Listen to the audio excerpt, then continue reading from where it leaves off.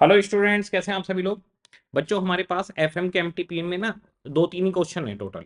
उसमें से एक दो क्वेश्चन में बच्चों ने परेशानी हुई है, तो मैं पूरा एमटीपी डिस्कस कर रहा हूँ बहुत लिमिटेड टाइम में। 15 मिनट्स में पूरा एमटीपी हम खत्म कर देंगे। जो आपके पॉइंट अटकने वाले हैं वो भी क्लियर हो जाएंगे। तो सबसे पहले 15 मार्क्स का आपके पास आ जाता है केस सिनेरियो बेस्ड। इसमें नॉर्मल क्वेश्चन को एमसीक्यू बनाकर पूछते हैं। सबसे पहला क्वेश्चन फैक्टरिंग का क्वेश्चन था। फैक्टरिंग का ये क्वेश्चन हमारे एग्जाम में भी आ चुका है, बुक के अंदर भी है, same to same copy paste question. इसमें 200 लाख की सेल है, 80% क्रेडिट पर है, तो हमारी क्रेडिट सेल हो गई 160 लाख। ठीक है। कह रहे हैं हमारी जो क्रेडिट पॉलिसी है वो है 2/40 नेट 120। 2% डिस्काउंट 40 दिन में पैसा दो, वरना 120 दिन में दे दो। और 50% लोग कैश डिस्काउंट ले रहे हैं। तो जो लोग कैश डिस्काउंट ले रहे हैं वो 40 दिन में पैसा देंगे। जो बचे हुए लोग हैं वो 120 दिन में पैसा देंगे। तो एवरेज कलेक्शन पीरियड आपके पास 80 डेज आ जाएगा। ठीक है। अच्छा, कैश डिस्काउंट फैक्टर हो या ना हो, दोनों केस में रहेगी। इसलिए कैश डिस्काउंट को कहीं भी शो नहीं किया जाता। फैक्टर को लगाने से हमें कैश डिस्काउंट में कोई फायदा नहीं होता, ना ही कोई नुकसान, क्योंकि फैक्टर रहेगा तो भी कैश डिस्काउंट जाएगी जो 40 दिन में पैसा देगा। फैक्टर नहीं रहेगा तो भी 40 दिन में जो पेमेंट देगा उसे कैश डिस्काउंट मिलेगी। बैड डेट का लॉस 1% है। कमीशन 2% लेगा फैक्टर। 10% रिजर्व रोकेगा और 18% इंटरेस्ट चार्ज करेगा। ठीक है। अब हमसे कुछ चीजें पूछी गई हैं। सबसे पहले पूछा गया है कि एवरेज रिसीवेबल्स बताओ। तो एवरेज रिसीवेबल बहुत सिंपल है आपके पास, मैंने यहाँ पर सामने आंसर रख लिए। आपके पास जो क्रेडिट सेल है वो 160 लाख है। 160 लाख का 80 डेज अगर आप निकालोगे तो आपके पास एवरेज रिसीवेबल आ जाएंगे 35,55,556। इस तरीके की वर्किंग आप अपने पास रफ में कर सकते हो। तो जैसे आपको कॉपी मिलेगी ना, कॉपी में लिख लेना रफ वर्क, ऊपर अंडरलाइन करके उसके नीचे आप अपनी वर्किंग कर सकते हो नोटबुक में। इसके बाद सेकंड क्वेश्चन है कितना एडवांस देंगे। तो एडवांस के लिए हम लोग क्या करेंगे, जो ये एवरेज रिसीवेबल है इसमें से कमीशन और रिजर्व माइनस होगा। कमीशन और रिजर्व माइनस हो गया 2% और 10%। अब जो भी अमाउंट आएगी इस अमाउंट के ऊपर 18% इंटरेस्ट लग जाएगा 80 डेज का। तो 80 डेज का 18% इंटरेस्ट लग गया, वो माइनस हो गया। ये हमारे पास एडवांस की अमाउंट आ गई 30,03,000। ठीक है जी, ये 30,03,000 आ गया। फिर पूछते हैं एनुअल कॉस्ट क्या है। एनुअल कॉस्ट और इफेक्टिव कॉस्ट में फर्क होता है।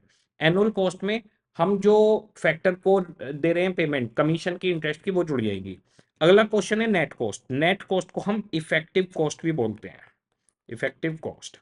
तो एनुअल कॉस्ट आपकी क्या आएगी, जो कमीशन और इंटरेस्ट है पूरे साल का जोड़ लो। तो पूरे साल का कमीशन, पूरे साल का इंटरेस्ट, 883,200 हमारी कॉस्ट आ गई। ये आ गया जी 883,200। फिर नेट कॉस्ट पूछिए तो उसमें से आपकी जो बैड डेट बच रहा है, जो क्रेडिट एडमिन की कॉस्ट बची है वो माइनस कर दो। तो क्रेडिट एडमिन और बैड डेट जो बचे 4 लाख रुपए वो माइनस करे, तो 483 हमारी इफेक्टिव या नेट कॉस्ट आ गई, वो आ गई यहाँ पर। इसके बाद में परसेंटेज पूछ रहा है इफेक्टिव कॉस्ट की। तो इफेक्टिव कॉस्ट की परसेंटेज में जो आपकी इफेक्टिव कॉस्ट आई है इसे हम एडवांस जो मिला था उससे डिवाइड करेंगे। 16.09% आपके पास ही आ जाएगा। ठीक है, तो बिल्कुल सिंपल था, कोई इसमें टेक्निकल पॉइंट नहीं। इसके बाद में दूसरा क्वेश्चन है इंडिफरेंस पॉइंट का, बड़ा ही सिंपल सा क्वेश्चन था।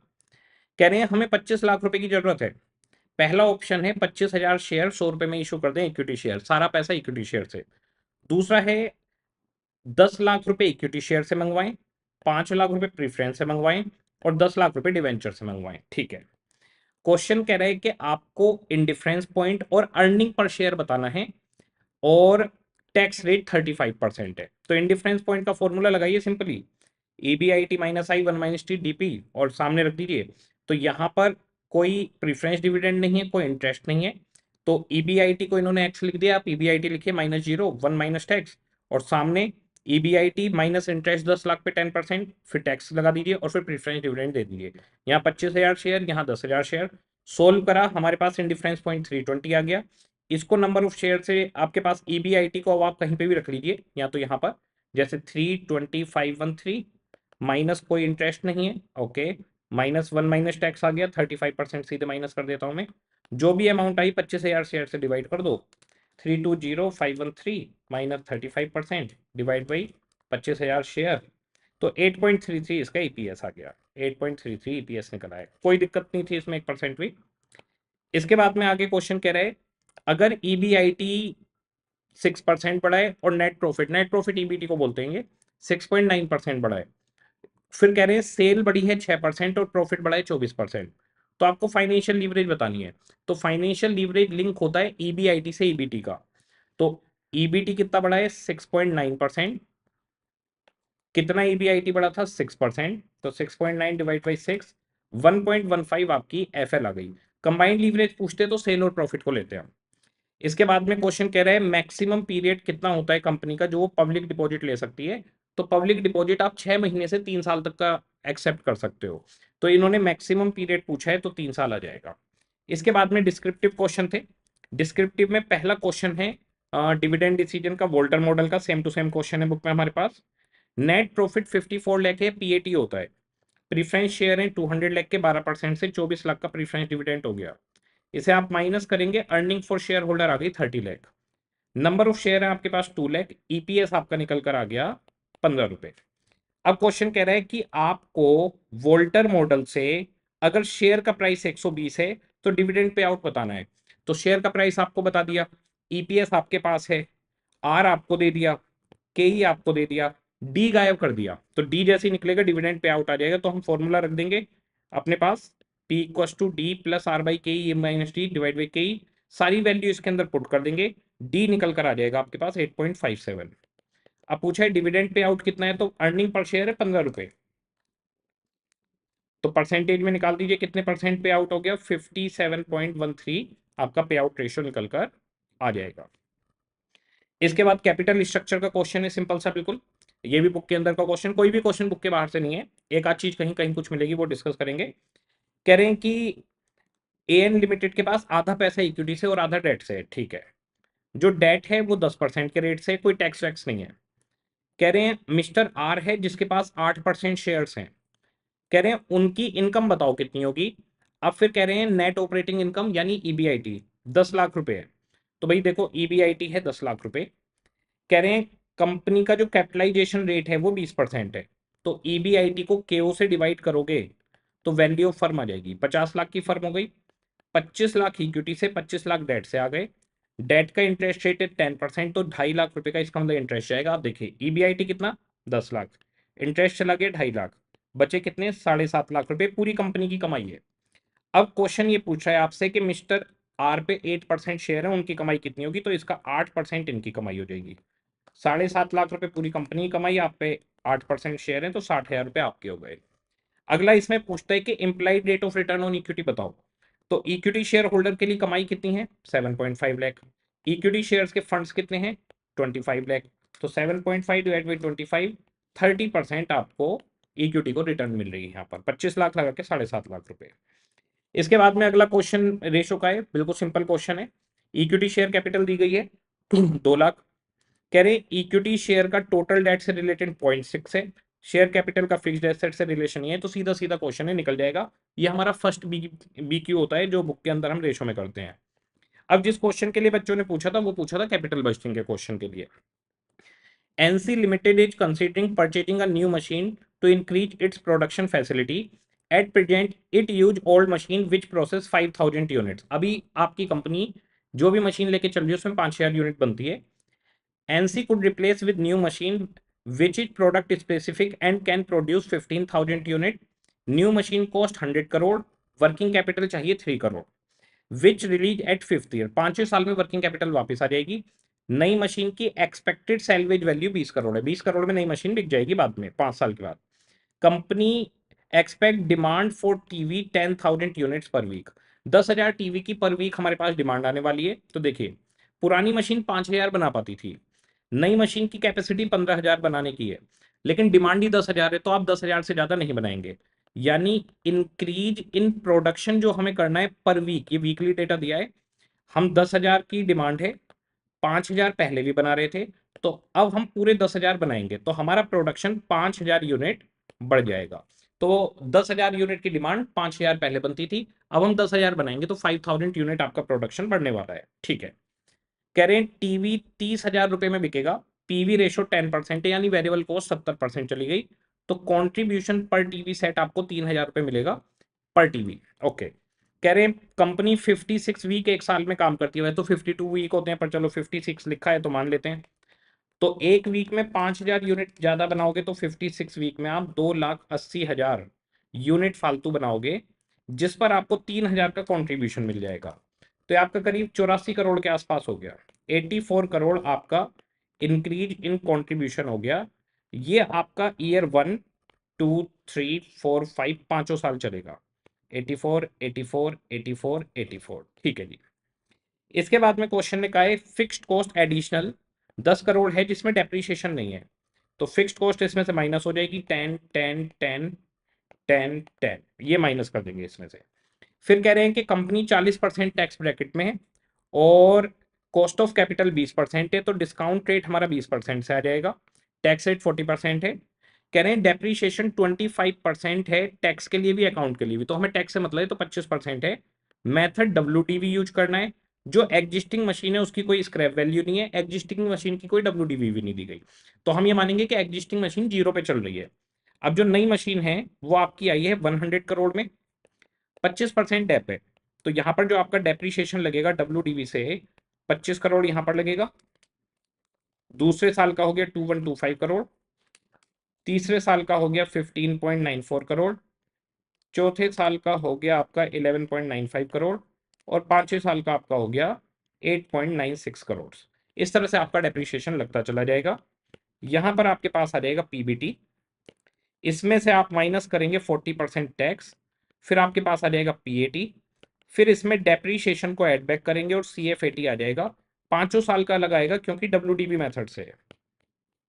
तो यहां पर इन्होंने क्या करा हुआ है आंसर में, आंसर में बच्चा क्यों उलझा है, आंसर में बच्चा इसलिए उलझा है, इन्होंने क्या किया, इन्होंने प्रॉफिट बिफोर टैक्स जो निकाला उसमें डेप्रीशिएशन माइनस नहीं किया, और डेप्रीशिएशन को अलग से लिखकर उसके ऊपर टैक्स सेविंग निकाल ली। तो ये बहुत लंबा और बेकार तरीका है, इसको करने की जरूरत नहीं है।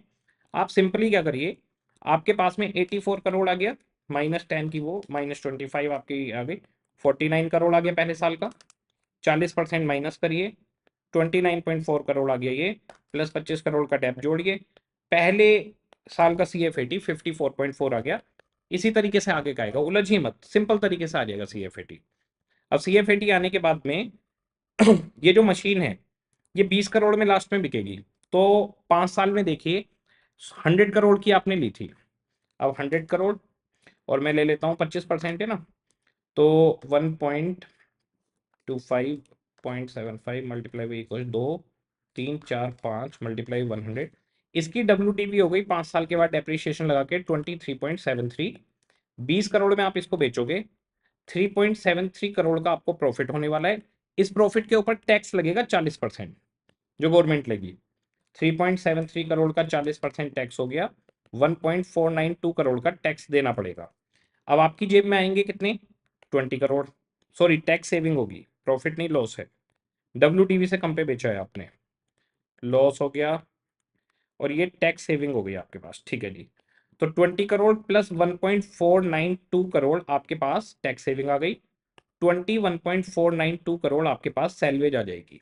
अब आपके पास यहाँ पर क्या गलती की हुई है आईसीआई ने, गलती की हुई है कि ये जो टैक्स सेविंग है ना उस पर 30% लगा दिया है, 30 नहीं 40% टैक्स का रेट है, तो यहाँ पर ये गलती है। अब आपका जो एनपीवी का स्टेटमेंट दिखेगा, जो सिंपल स्टेटमेंट जैसे हम बनाते हैं, उसका सिंपल सा तरीका है, 0 ईयर पे 103 करोड़ आपके चले गए वर्किंग कैपिटल वगैरह के, और जो आउटफ्लो था डिस्काउंटिंग फैक्टर ले लो 1, और यहाँ पर 103 करोड़ का आउटफ्लो आ गया। फिर CFAT 1, 2, 3, 4, 5 ईयर का आ जाएगा, तो यहाँ पर आपके पास CFAT आता रहेगा नॉर्मल तरीके से जैसे मैंने बताया स्टेटमेंट में, और 5th ईयर में आपके पास सैलवेज प्लस वर्किंग कैपिटल दोनों वापस आ जाएंगी। सैलवेज आएगी 21.492, और आपके पास वर्किंग कैपिटल 3 करोड़ की वापस आ जाएगी। इन सब के डिस्काउंटिंग रेट से मल्टीप्लाई करते जाइए इन्हें, यहाँ पर आपके पास एनपीवी आ जाएगा और डिसीजन ले लीजिए, ये इसका सही तरीका था, इसलिए बच्चे इसमें थोड़े से उलझ रहे थे। इसके बाद में पूछा था कट ऑफ रेट क्या है, तो cut off rate discount rate को या वर्किंग कैपिटल को बोला जाता है, सॉरी कॉस्ट ऑफ कैपिटल को बोला जाता है कट ऑफ रेट। हाँ जी, 3A, इसका जो 3A है ये WACC का क्वेश्चन था, ये थोड़ा सा घुमा कर दिया। देखिए क्वेश्चन क्या है, Ram limited evaluate all it's capital project using discounting rate 16%, तो 16% से आप डिस्काउंट करते हो यानी आपकी कॉस्ट ऑफ कैपिटल 16% है। ठीक है, कह रहे हैं bank term loan and debenture redeemable at par, ठीक है जी, रिडेम्पशन पार पे होगी, rate of interest and bank term loan is 1.4 times of debenture, तो अगर डिवेंचर का इंटरेस्ट आई है तो बैंक लोन का इंटरेस्ट 1.4 आई है, उसका रेट ऑफ इंटरेस्ट 1.4 टाइम्स होगा। कह रहे हैं इसके बाद के जो रिमेनिंग टेन्योर है डिवेंचर का वो 4 साल है और बैंक का 6 साल है। तो बैंक के केस में रिडेम्पशन की जरूरत नहीं होती, बैंक के केस में सीधा आ जाता है I1 - टैक्स। लेकिन डिवेंचर के केस में ये 4 ईयर रेलिवेंट होंगे। आप interest 1 - tax RV - NP divide by n divide by RV plus NP divide by 2 करके निकालेंगे। ये 6 ईयर इरेलीवेंट है। Book value of equity share, retained earning, bank loan, equity 20 lakh के हैं, 30 लाख की रिटेन्ड अर्निंग है, आपका बैंक लोन 20 लाख का है और डिवेंचर 30 लाख के हैं। तो 1 करोड़ की टोटल आपकी कैपिटल हो गई। करंटली जो डिवेंचर है वो 98 पे चल रहा है, तो हम ये मानेंगे इसका इशू प्राइस है नेट प्रोसीड 98 है। कह रहे हैं पी रेशो शेयर का 4 है। तो देखिए केई अगर आपको निकालना है तो केई निकालने का बड़ा सिंपल सा तरीका होता है 1/पी। तो यहां पर आपका 4 है तो के आ गया 0.25 यानी 25% तो हो गया के आर इक्व टू के इक्व टू 25%। और आपका जो कॉस्ट ऑफ कैपिटल है वो पहले ही दे दिया है कि डिस्काउंट रेट हमारा 16% है, के ओ 16% हो गया। ठीक है, अब जब हम डब्ल्यू ए सी सी निकालते हैं तो के ओ इक्व टू के ई डब्ल्यू ई, के डी डब्ल्यू डी, के आर डब्ल्यू आर करता हूँ पहले, फिर के डी डब्ल्यू डी, और आपकी टर्म लोन है तो के T L W T L. अब देखिए ये 16% है, के ई हमारे पास 25% है, इनसे 20 लाख रुपए हैं 100 लाख में से। के आर कितने के हैं 30 लाख रुपए के, 30 लाख के आर हैं, फिर लोन 20 का और डिवेंचर 30 के। ठीक है, के आर भी 25%, 30 आउट ऑफ 100। फिर के डी अभी मैंने नहीं निकाला, डब्ल्यू टी एल इसका आ गया, लोन डिवेंचर थे 30 लाख के और टर्म लोन है 20 लाख का, के टी एल ये है 20 लाख रुपए का। ठीक है जी, अब ये इक्व टू आ रहा है आपका 16, तो 25 × 20% ये हो गया 5, 25 × 30% ये हो गया 7.5, 12.5 तो सिर्फ ये हो गया, ये जाके माइनस हो जाएगा सामने, 16 माइनस 12.5%, ये बचा 3.5% इक्व टू के डी 30 के डी इंटू 30% और के टी एल इंटू 20%। ठीक है, अब हमें के डी और के टी एल निकालना है। तो अगर मैं के डी लूँ तो के डी हो गया I1 - T plus RV - NP divide by N divide by RV plus NP divide by 2। तो के टी मुझे अभी नहीं मालूम, आई मुझे नहीं मालूम, 1 - टैक्स में यहाँ पर लगा दूंगा, टैक्स का रेट इन्होंने दिया है, tax tax tax tax tax का रेट है क्वेश्चन के अंदर 30%। ठीक है, ये हो गया 0.3 प्लस रिडेम्पशन वैल्यू 100 रुपये, इशू प्राइस 98, लाइफ 4 साल, divided by 100 plus 98 divide by 2। तो ये मेरे पास आ गया 0.7 I प्लस ये हो गया 2 रुपये डिवाइड बाई 4.5 डिवाइडेड बाई 99। ये मेरे पास के टी की वैल्यू निकल गई।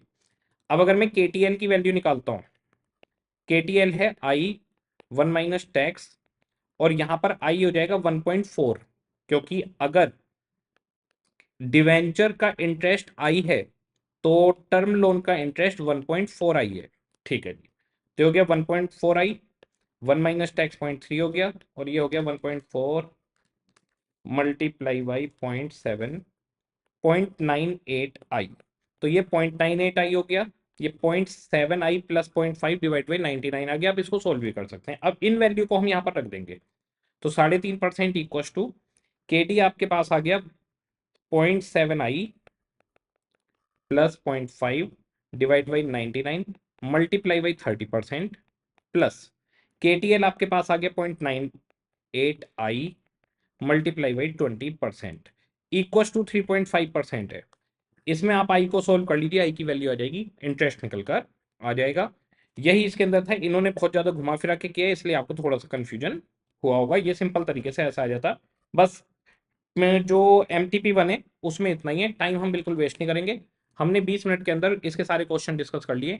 MTP2 इसके बाद देख लेना, वो भी मैं साथ में करवा रहा हूँ। ओके जी, सभी को टाटा बाय बाय।